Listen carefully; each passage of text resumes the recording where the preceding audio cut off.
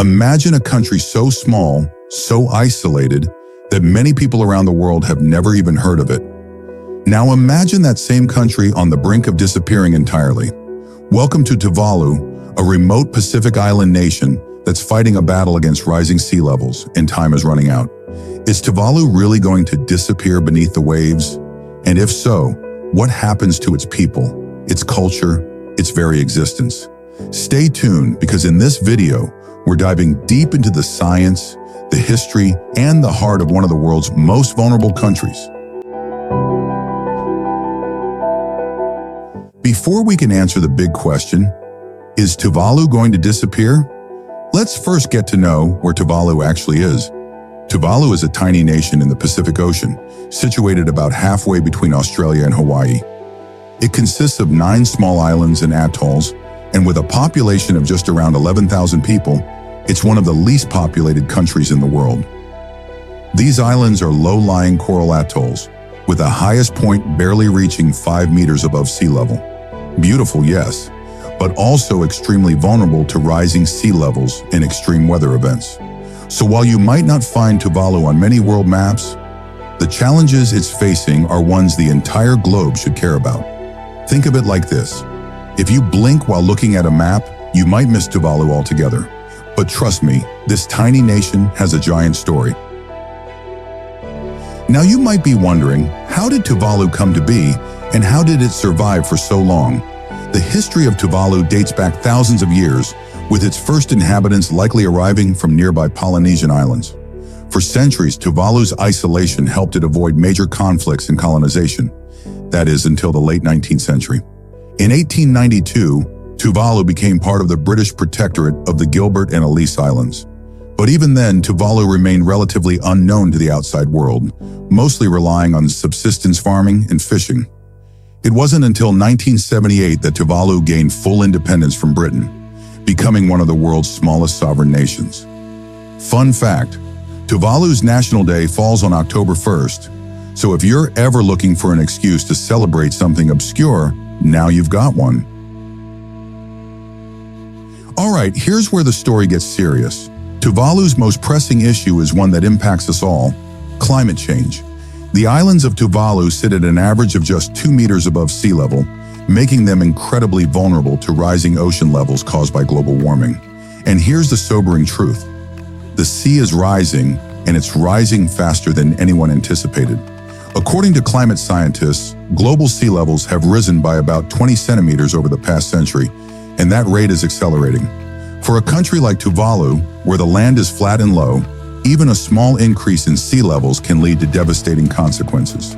Saltwater intrusion is damaging crops, flooding is becoming more frequent, and entire communities are at risk of being washed away. Imagine building your dream beach house, only to realize the beach keeps getting closer and closer until it's in your living room. That's basically what Tuvalu is dealing with on a national scale. But it's not just the water creeping in.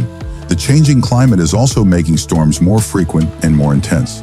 Cyclones that batter the islands cause further damage to already fragile infrastructure, and the limited resources available to rebuild only make matters worse. So what is Tuvalu doing to fight back? It might be a small country, but Tuvalu's government has been incredibly vocal on the global stage about the dangers of climate change. In fact, Tuvalu has become one of the most active voices advocating for stronger international climate action, attending major climate conferences like the UN's COP summits. Excellencies, ladies and gentlemen, Talofa from the shores of beautiful Tuvalu Islands. It is my great honor to be speaking to you today, and I do not take for granted this opportunity to speak to you in Glasgow as you discuss the fate of the world and the fate of small island states, including those in the beautiful Pacific region. Climate change and sea level rise are deadly and existential threats to Tuvalu and low-lying atoll countries. We are sinking, but so is everyone else. And no matter if we feel the impacts today, like in Tuvalu, or in 100 years, we will all still feel the dire effects of this global crisis one day. Back at home, the people of Tuvalu are also taking steps to protect their islands. Projects like building seawalls, Planting mangroves to stabilize the coastline and experimenting with salt-resistant crops are part of their strategy to buy more time. But these efforts, while heroic, are ultimately stopgap measures. Think of it like putting sandbags in front of a door during a flood. It helps, but you know it's not a permanent solution. The fight to save Tuvalu isn't just a local issue, it's a global one.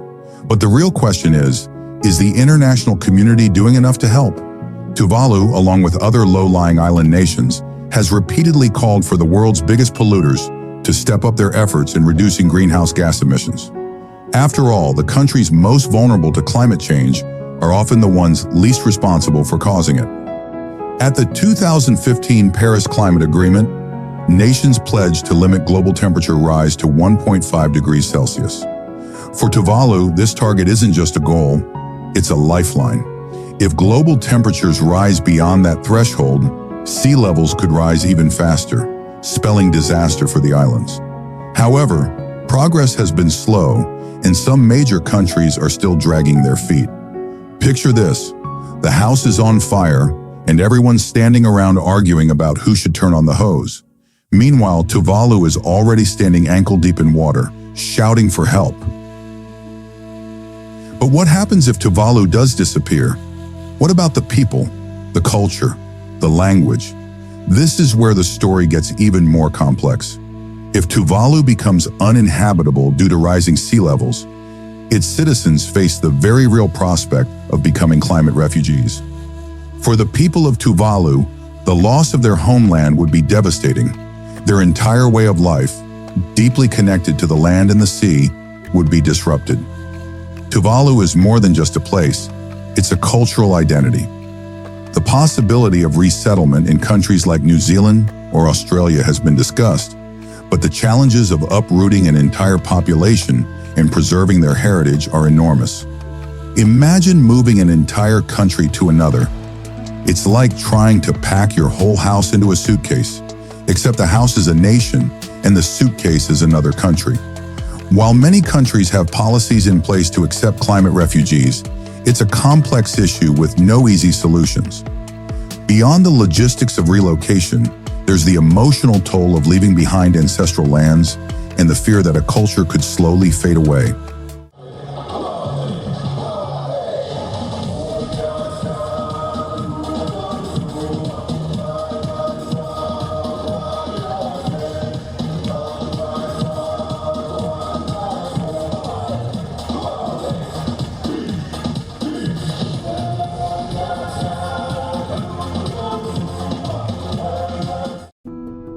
Despite the immense challenges, Tuvalu has become a symbol of resilience and determination. Its leaders, activists, and citizens continue to raise their voices, not just for themselves, but for all vulnerable nations facing the impacts of climate change. Tuvalu may be small, but its message is loud and clear. The world needs to act, and fast. Tuvalu's fight for survival has resonated with people around the globe, inspiring movements for environmental justice and climate action. It serves as a stark reminder that the consequences of climate change are not just theoretical. They are happening right now, and they are affecting real people.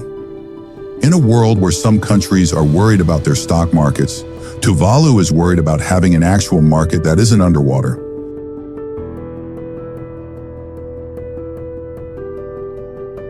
So, is Tuvalu really going to disappear? While the situation is dire, there is still hope. Technological advancements, international agreements, and the increasing awareness of climate change offer some reasons for optimism. But time is running out. Tuvalu's future depends on the actions of the global community in the coming years. By focusing on sustainable development and working towards reducing emissions, we can help protect Tuvalu and other vulnerable nations. But the clock is ticking, and the decisions we make today will shape the future of this tiny nation and countless others. Remember, we can't just wait for Elon Musk to build us all a spaceship to Mars. We've got a planet. Let's save it. Tuvalu may be small, but its story is a big one. A story of resilience, a fight for survival, and a call to action for the world. Whether or not Tuvalu disappears depends on all of us. and the choices we make in the face of climate change. The fate of this island nation isn't just Tuvalu's problem, it's a global challenge. So the next time someone asks you about climate change, think of Tuvalu, think of the people standing on the front lines, and remember that the fight for the future is happening right now. And who knows, if we all pull together, maybe Tuvalu will still be around to celebrate its 200th birthday, but let's not leave it to chance. Thank you for joining us on this journey to uncover the truth about Tuvalu's future. Don't forget to like, subscribe, and hit the notification bell for more stories that matter, right here on InspirEclipses. Your Excellencies, honored guests, ladies and gentlemen, Talofa and warm Pacific greetings from Tuvalu. Last year I addressed this August Assembly proclaiming that we must take bold and alternative action today to secure tomorrow.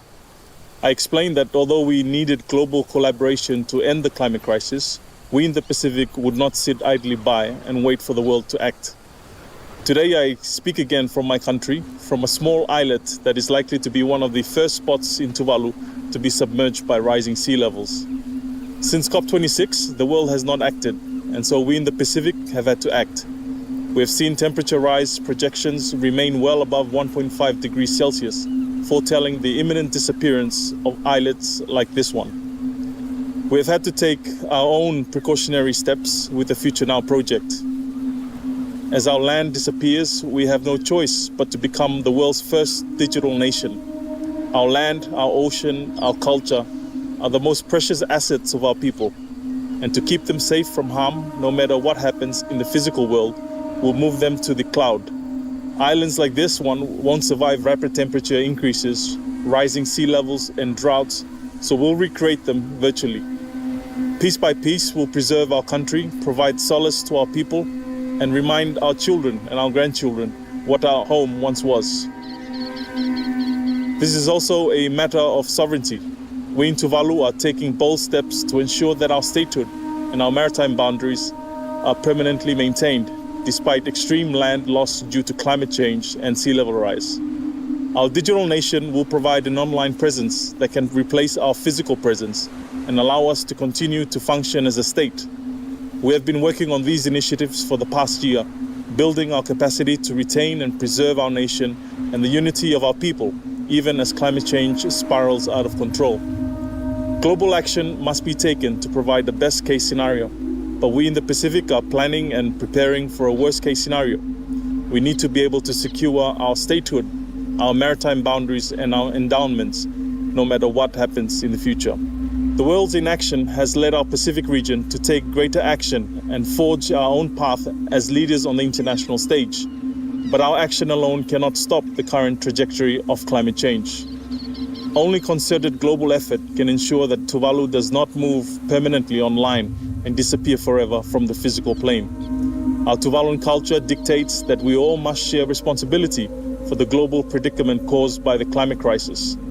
Together, we must stop fossil fuels emissions and fossil fuels production and majorly boost financing for loss and damage, mitigation and adaptation measures. It is not just Tuvalu that is affected, but the world is facing extreme weather events and shocking temperatures. Without a global conscience and a global commitment to our shared well-being, we may soon find the rest of the world joining us online as their lands disappear. It has long been the time for action, but we have not stepped up to the challenge. We must start doing so today. Otherwise, within a lifetime, Tuvalu will only exist here. Faftailasi, Tuvalu Mateatua.